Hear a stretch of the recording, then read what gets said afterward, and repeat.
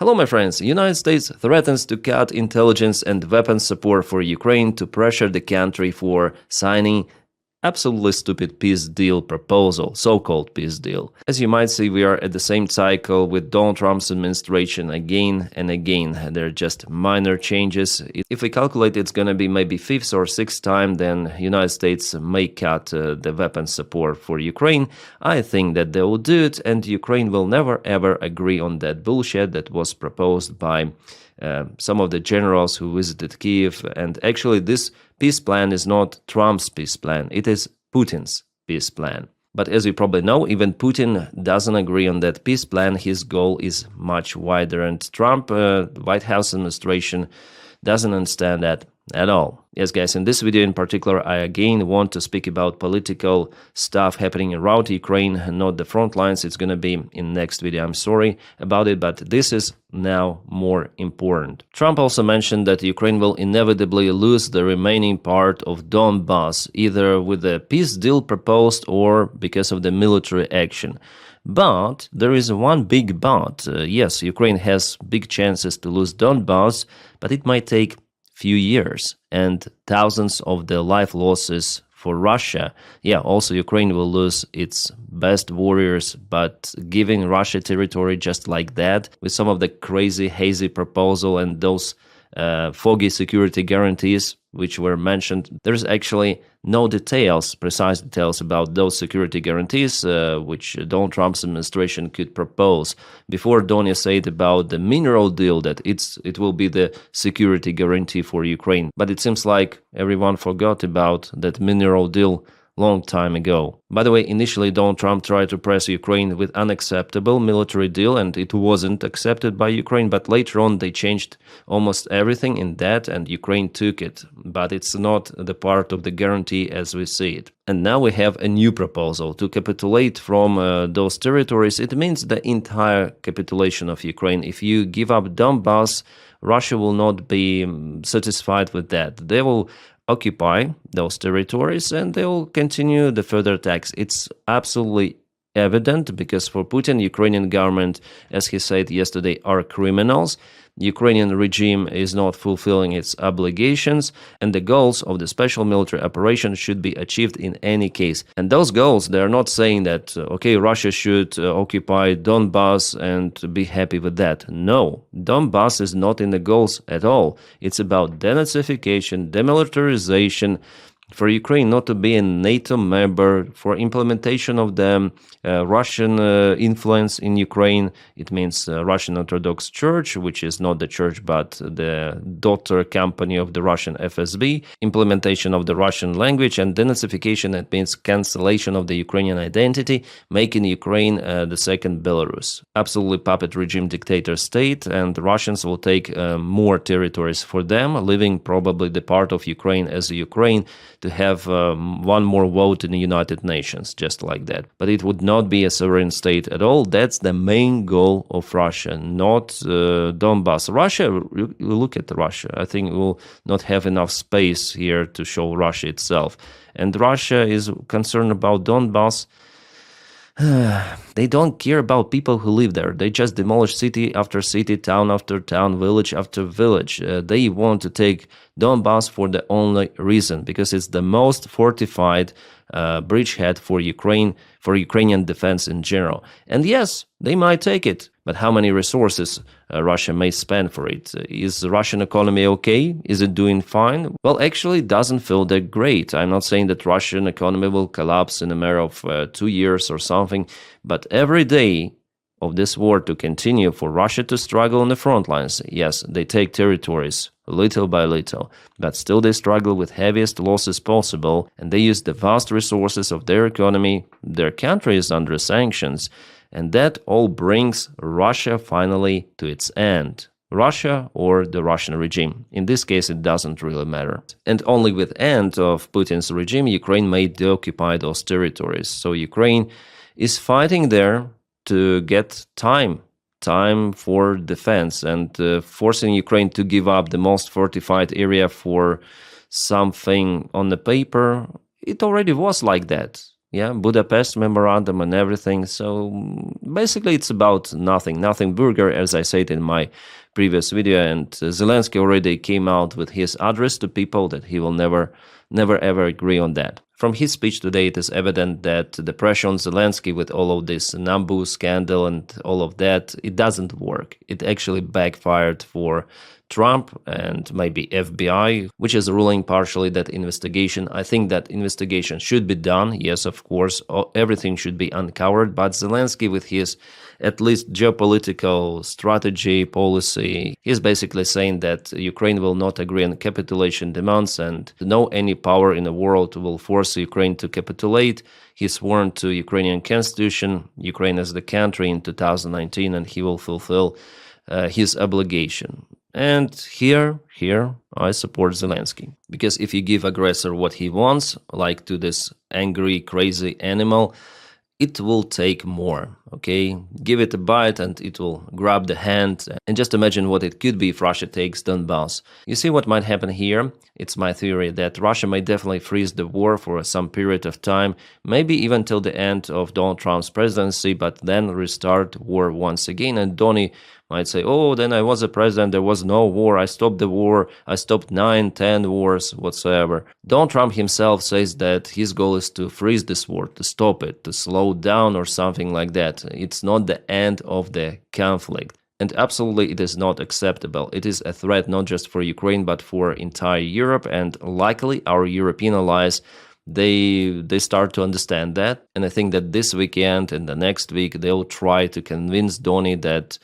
no, guy, you're wrong. If Russia restarts its military action, Ukraine has low chances to withstand against Russian aggression. And as for the peace deal, those demands in the document, well, as I said yesterday, it's all like water bullshit out there, but Ukraine shouldn't agree with that just because it is written that Ukraine should give up Donbass. It's not about NATO membership after all, but yeah, NATO membership is the sovereign right of every country to apply to, and it's also a sovereign right of the country, of any of the NATO country, whether to vote to accept the candidate or not. Like, for example, Orban said that he will never accept Ukraine. Okay, it's his right, but Orban will be changed. That's how democracy works. Yeah, Ukraine has this right to be accepted or has the right to be rejected by some of the NATO members. It's normal, but to forbid it as it is in Ukrainian constitution, no, it doesn't work, yeah?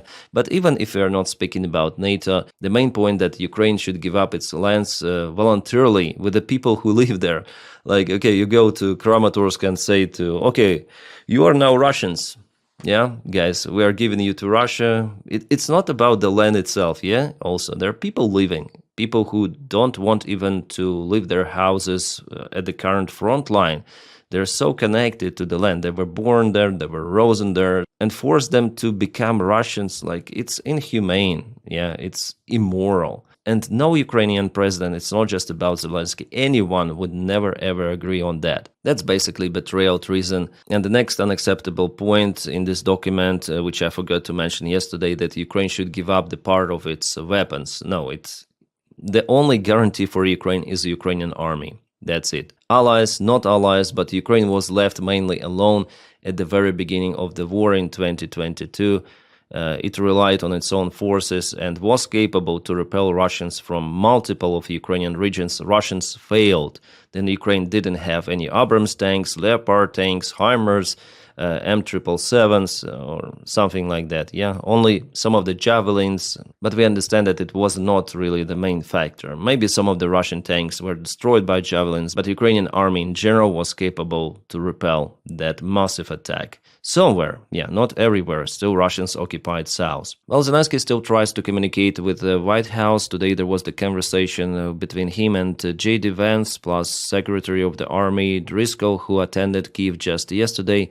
So Ukraine has always respected and continues to respect Trump's desire to end the bloodshed, and we view every realistic proposal positively. So the current proposal is not realistic, it is understandable. And again, all of that water in document could be accepted unless territorial concessions, and demilitarization of Ukrainian army. That's it. The rest are pretty much accepted in conditions of Ukrainian position. It really is, because there is nothing about like real betrayal or treason. So if you remove those two points, which are main for Russia, it's understandable. Ukraine may even sign it. It's like with this grain deal that was not agreed at first, but later on was corrected. So here Ukrainian government is doing proper job, not agreeing on that bullshit. Yesterday I forgot to say that there are no any concessions from the Russian side in that document. Absolutely nothing. Just Ukraine has been pushed.